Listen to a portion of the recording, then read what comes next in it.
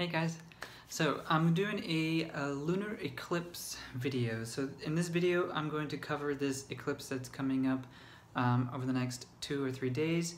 As I understand it, depending on where you're at in the world, this will hit around Sunday evening, or depending on how far east you are, as late as I think Monday morning for you. So to get started, so this is considered a supermoon because in its orbit around the Earth, the moon hits, it's kind of like what they call, I'm changing the vision here, it has kind of like an elliptical orbit, so it's not a perfect circle. So at some point it actually kind of gets really, really close to the Earth. And in this eclipse, the moon will be about 90% closer. What does it say? 90% closer. It's basically, it's much closer than it is usually to the Earth. So it's a super moon. Now it's a blood moon because it is a kind of eclipse where the sun's light kind of goes around the Earth. Since the Earth is blocking the sun from hitting the moon, the sun's rays kind of, they call it diffraction, I think, or refraction. So it kind of curves around the Earth, and as a result the frequency of light is a lot lower. It's not pure bright white light, it's actually brought down. These frequencies are reddish, so that reddish color hits the moon and then you get that kind of spooky effect. So so it's a blood moon. Now a lunar eclipse is different from a solar eclipse. There's a couple of things astrologically speaking that are kind of interesting. There's been some transits in the last couple of days. It's kind of a very busy period right now. So the lunar eclipse is kind of an interesting setup. So the Uranus is involved, so there's a lot of restlessness, a lot of like itchy kind of don't want to be trapped somewhere. I need to do something new and different. I need to change something. There's also the North Node is involved. The North Node, if you were to look at the sun and the moon, the North Node is just right next to it, just kind of off. And so the North Node is also kind of in a conjunction there. So it's a really interesting eclipse. In Sidereal astrology, the eclipse is hitting Cancer. That's where the moon is at. It's right in front of Cancer, and the sun is right in front of Capricorn. So if you were to look at the two signs in terms of like a polarity, what we have is a polarity of Cancer, which is like the home and family and the roots, and the Capricorn is kind of like ambition and kind of, what would you say, like determination, drive, accomplishing stuff that is kind of like long-term goals, so it requires a lot more persistence, it requires a lot more determination. So there's, if you were to think about it, extremes of these situations is somebody who really doesn't get much done because they're so focused kind of on their inner world that they tend to not take as much action, they tend to not have as much outward growth in terms of business or a life purpose, or, you know, I don't know, I don't want to offend anybody, but basically there's that end of it, and the other end of it is somebody who is literally so ambitious that they kind of seem impersonal. They seem so detached from their connections with themselves and with other people that there just doesn't really seem like there's a direction to it from coming from inside, if that makes any sense. For people who are so focused on ambition, you might find actually that you may get to the end of your goal and not really be happy with what you got because it wasn't actually something that you wanted inside. You were just kind of swept up in the competition, swept up in the winning of everything. So in this polarity, Cancer versus Capricorn, this lunar eclipse is trying to really push you to think about your connections with people, your connections with yourself, your inner peace, your motivations, your emotional security, and it's trying to get you to think about kind of the shadow aspect, of yourself that really prevents you from that connection.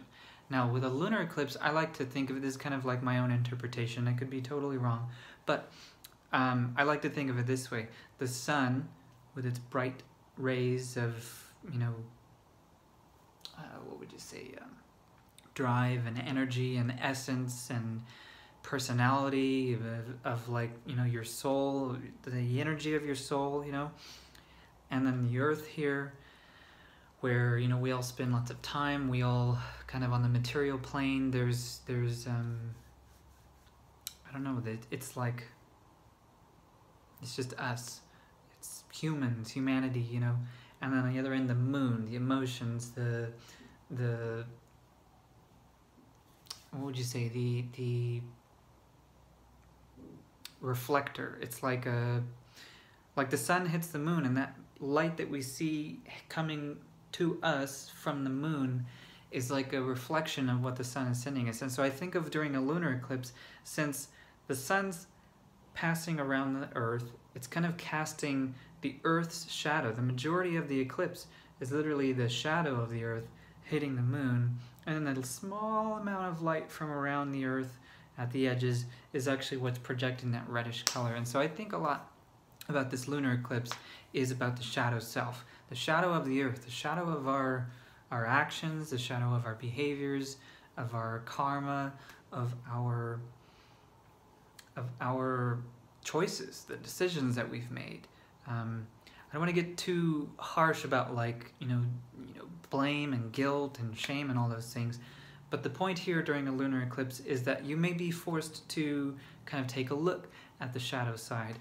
Take a look at maybe some of the decisions that you've made, some of the patterns of behavior that you have that are keeping you from developing, from personal growth, from maybe any ambitions that you might have, keeping you from having a deep connection with yourself, a deep connection with others, from having empathy or being able to really connect with, on an emotional and spiritual level, connecting with other people and being able to see and feel what other people might be seeing and feeling.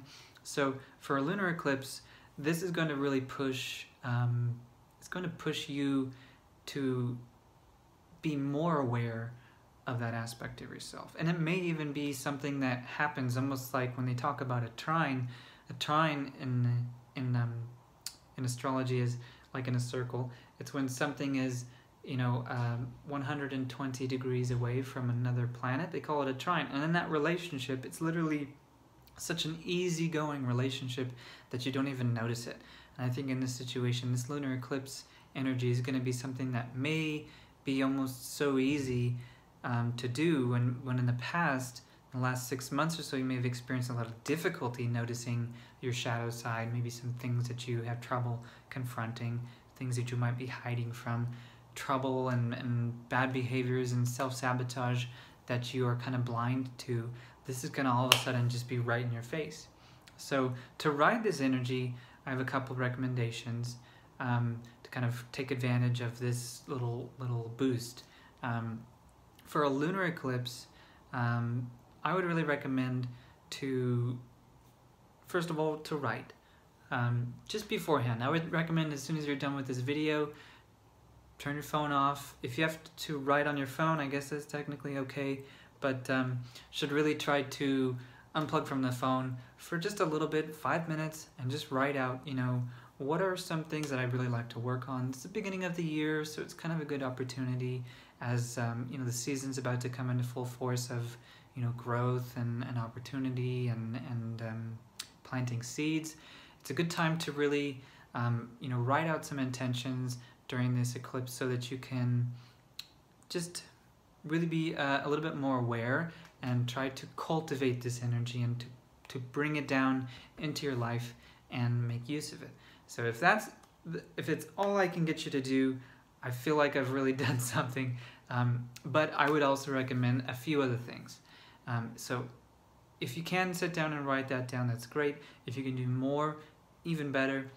Other suggestions I would have is just aside from writing down a few goals that you have, actually planning some kind of a time that you can set aside during the eclipse You'll have to find out where it's happening for you locally. It may not be visible like in the sky, in the place that you're at, but maybe take some time to figure out, because when the moon and the sun have that perfect alignment, there's going to be some exchanges of energy.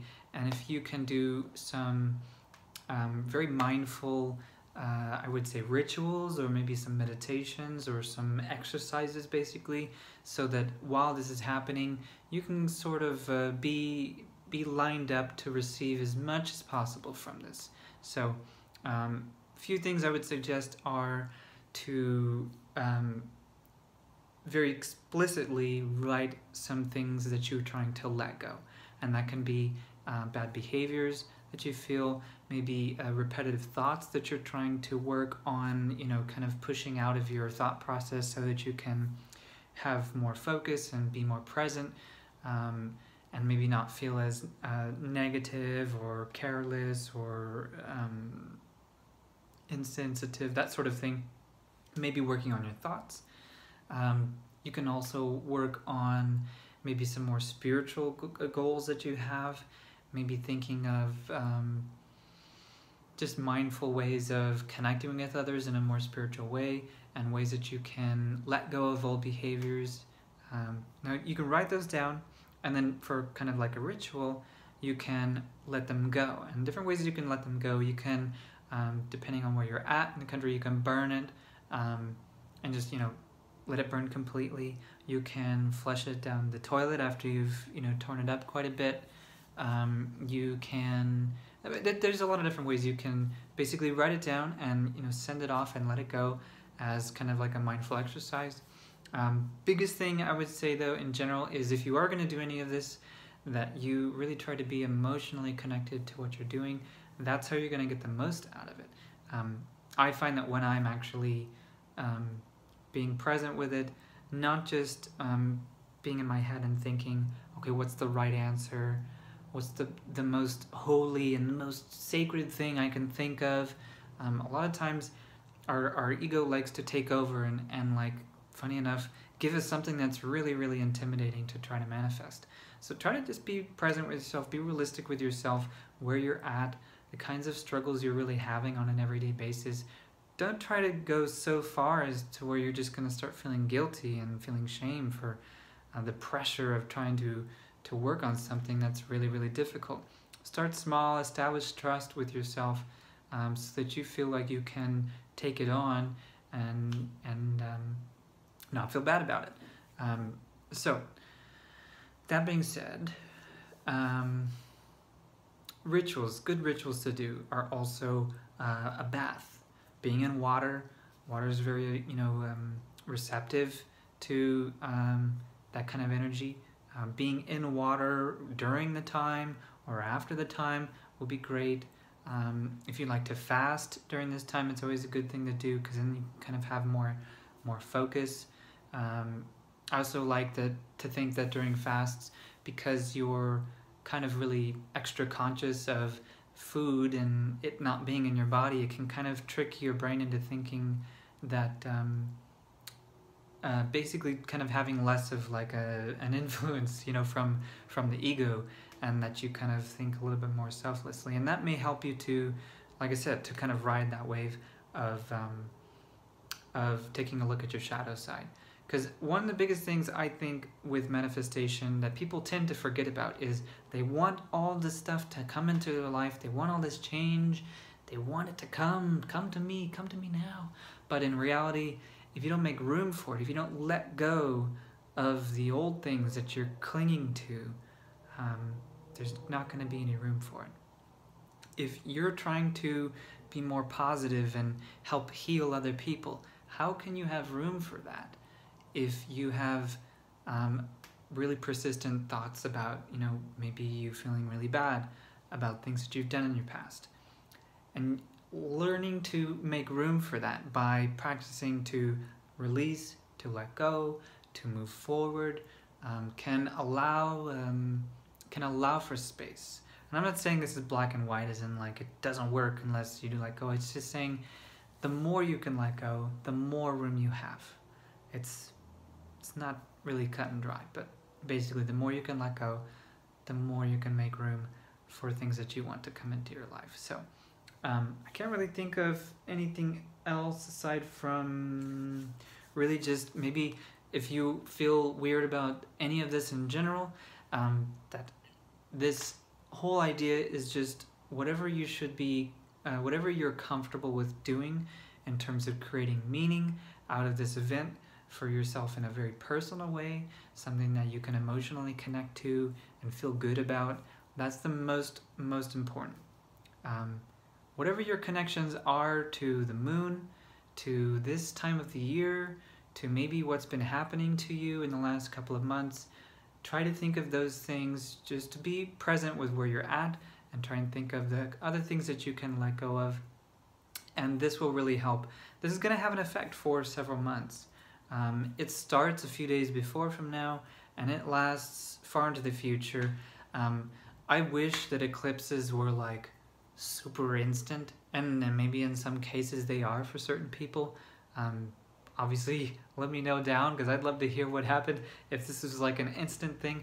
But eclipses can have a really long-lasting effect because they are about transformation.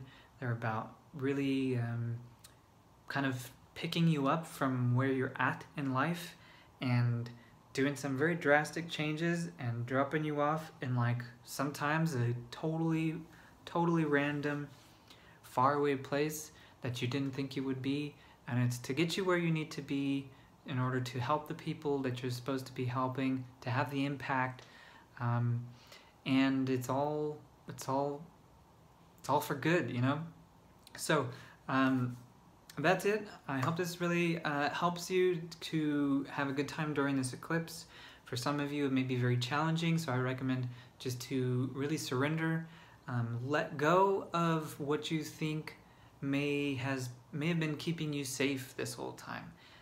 Safety and security is something that is really, I don't want to be a downer, but it's kind of an illusion.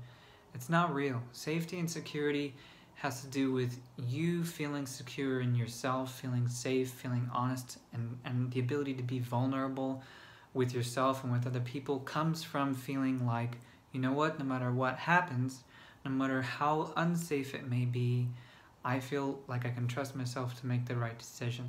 And so that, I feel like, is really the most important thing to hang on to during times when you may be confronted with shadow parts of yourself that you may have some fears with. So I recommend to just surrender, to let go, to go with the flow, to see what comes up. This will take you on a great ride. It will take you where you're supposed to be. So I really encourage you, and I'm sending you encouraging, positive, peaceful thoughts to hopefully you'll make it through this, and you will definitely come out on the other side more fulfilled, more at peace, and more real and more genuine. So with that said, I did want to give a few updates. I am starting to, now that I've kind of settled here in Tbilisi in Georgia, I'm going to be here for a little bit longer than I usually have been. All this traveling has kind of shaken everything up. I've been having some difficulty staying consistent on the channel. Now that I'm settled down here, I feel really excited. I'm going to be making some videos on a more consistent schedule. I'd like to go live soon, so I'm going to be going live once a week. That's for starters. Second thing I'm going to be doing is I'm going to be bringing in weekly readings for tarot. And the third thing I'd like to introduce, but I don't know how frequently I can do it, is going to be charts. I'd like to do natal charts for celebrities. I've already got one suggestion from a great fan to take a look at Jeff Goldblum. So I'm going to see what his natal chart is like. I've already done a little bit of research on it, and it's already pretty interesting. And he's such a quirky guy, so I look forward to seeing what comes out. But anyways, I'm also doing, last thing, I'm also doing a half-off sale for my everything that I have right now, my tarot readings and my natal charts. I'm doing a half-off sale. I've got a link down below. Check it out if you're interested in getting some tarot readings. I have some short ones and some long ones, depends on what your questions are and what you want to do with it. And I got some natal charts. I have some basic ones where it just give you the minimum planets, you know, and then some ones where it's more in depth, and I kind of trying to get into other ones like Chiron or, you know, whatever. So anyways, I look forward to hearing from you guys. If you like what you're seeing, go ahead and hit the like button. Subscribe if you want to get notified of the next stuff I'm putting out. Make sure you hit that bell so you can get notified when I put more stuff out. So, peace.